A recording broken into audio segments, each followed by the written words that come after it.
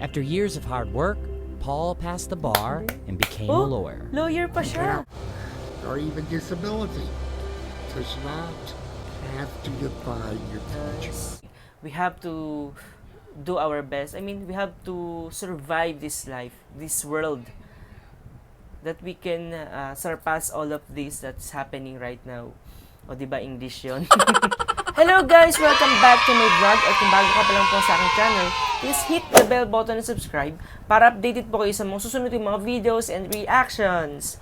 Alright guys, so for tonight's reaction, hindi kayo maniniwala na meron palang tao nag-e-exist na ganito. This is entitled The Man in the Iron Lung. Wow! Yes, you heard it right. Iron Lung. From 1952 and from his all throughout his life, andito lang siya sa loob ng iron lung machine na ito. At dahil doon, yun yung dahilan kung bakit still nabubuhay pa siya. Grabe. Ching! Nakikita niyo yung picture niya.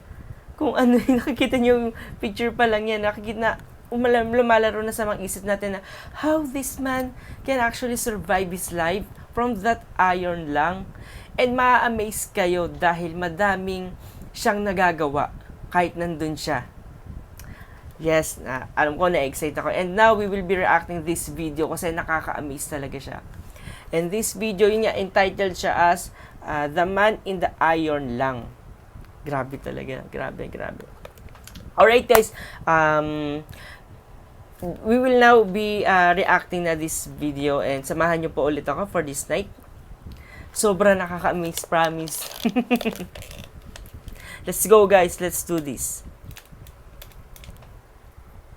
I feel that my life is a perfect You see? example. The man behind me hasn't been able to breathe on his own since 1952. 52. But that hasn't stopped him from living a great life. Keep watching. You'll see what I mean. Hello, my name is It's Paul Alexander. Alexander, but they call me the Man in the Iron Lung. Paul spends almost every moment of his day in an iron lung, Grabe. which is the only thing that's keeping him alive. Imagine, paano siya That's doon? because he's paralyzed from the neck down, so without it, he can't breathe. So yun yung The machine nagpapaano helps sa him breathe by using negative pressure to take air into his lungs. This is the full story of Paul. It all started when Paul caught the polio virus when he was just 6 years old, during one of the Polio worst siya. polio outbreaks in history. A time which feels all too familiar with today's coronavirus pandemic. Yeah. People were wearing masks, offices, schools, and most of the world was shut down. What did it feel like when you first got polio? Well, I started feeling ill and plain. I ran inside to get Mom, and she turned and looked at me, and she said, "Oh my God, not my son." Alright. For the next 5 days, I lost everything. The ability to move. My legs would not hold me up, and then I couldn't breathe. He was at home under the care of his mom and dad, Grabe. and they realized he wasn't breathing. They rushed him to the hospital, and the emergency room physician examined him and pronounced him dead. Sometime later, another doctor came through, picked me up, according to my mother, and ran upstairs with me, Patay na siya noon. performed a tracheotomy, and put me in the iron lung. This would make anyone feel like giving up. But just wait. You'll see that that isn't the case. I didn't want to die, Tapang so I yan, no? continued to fight. So Paul did everything he could to get better. He fought against polio every day. It was hard, painful, Grabe, and no? tiring. But I never gave up, and I'm not going to. 18 months later, he left the hospital and came to his residence in Dallas, Texas, but his life was never going to be the same.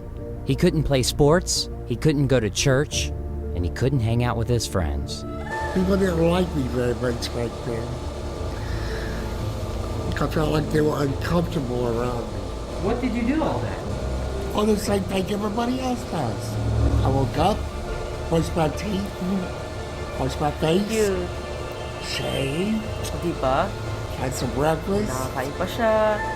Well, I just need a little bit of help, too. Then what would you do all day? Well, I would read, Nakaka-imagine saan or mga study nakasakit yung mga something. tube. Oh, Paint a picture or do some drawing. I hated just Nakapag-computer pa watching siya. TV. Paul worked hard to graduate with honors from high school, Mag-graduate pa but siya. I did not get into college. They said that I was too crippled and did not have the vaccination. he didn't accept that. 2 years of tormenting them to death. They accepted me on 2 conditions. One, that I take the polio vaccine. And 2, that a fraternity would be responsible for me. Finally, something good happened. Galing niya, no?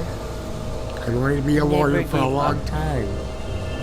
After years of hard work, Paul passed the bar and became a lawyer. Oh, And I lawyer was a pa siya. pretty damn good one, too. But he didn't stop there. With the help of a pen attached to a stick, Paul wrote his own biography entirely with his mouth. So why write a book? To inspire thousands of people. Just like you. Despite No of matter where you're yung from, kanyang or what your incapacity. past is, or the challenges that you could be facing. You can truly do anything. You just have to set your mind to it and work Got to set your mind to hard. it. Work hard. Paul, what's your dream? Do not Very let inspiring, polio no, defeat guys. me, but to defeat polio. Therefore, I wanted to accomplish the things I was told I couldn't accomplish, and to achieve the dreams I dreamed. Paul may have an iron lung, but he has a golden soul True. and a diamond heart. Yes, My yes. story is Agree an ako dyan. example of why your past or even disability does not have to define your future. Nice.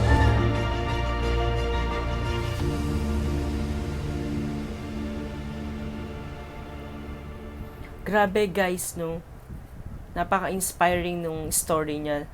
Despite of his disability, hindi naging hadlang sa mga gusto niyang gawin sa buhay niya. Yun nga, gusto niya maging lawyer, and ano nangyari? Naging lawyer siya after 2 years ng parang sigurong pag-torment niya sa school, and finally nabigyan siya ng chance para makapasok sa school, and naging lawyer pa siya, nakapasa pa siya ng board exam. Ang ganda-ganda ng story niya, since tayo, kompleto tayo. I mean, we are good physically. Pero siya, no, nakikita natin yung kanyang talagang kakulangan. Pero, sobrang dami nagagawa. Nakapag-paint siya, nakapagawa siya ng book, and naging lawyer siya, nakapagtapos siya ng pag-aaral. And now, still, despite of his condition, napaka-positive yung life niya. Yung maganda sa kanya, no, kay Paul Alexander. And sana din tayo, guys, despite of what is happening today, lalo na pandemic, we still have, strengths na magagamit natin to this pandemic. Like me, I'm using my vlogging tuba just to, maximize my time, and stress relieving din kasi to eh. Yun nga, despite of this pandemic, we have to do our best. I mean, we have to survive this life, this world, that we can surpass all of this that's happening right now. O, diba, English yun? And itong going back to Sir Paul Alexander, very inspiring yung kanyang story. And sana lahat tayo may natutunan na magandang bagay doon. Now, we will never give up. If we can think that we can do it, we can really do it. And we can really make it. And yun lang, sana may natutunan din kayo sa story na to. And napaka-unbelievable na despite nga may ganun palang tao na mabubuhay sa isang iron lang from 1952, no, up to now, buhay pa rin siya, and it's very, very, very amazing and unbelievable. And what I like the most, syempre, yung story niya and the inspiration na bigay niya sa atin. Yun lang po, guys, and thank you so much sa pagsama po sa akin for this video, The Man in the Iron Lang. Thank you! Bye!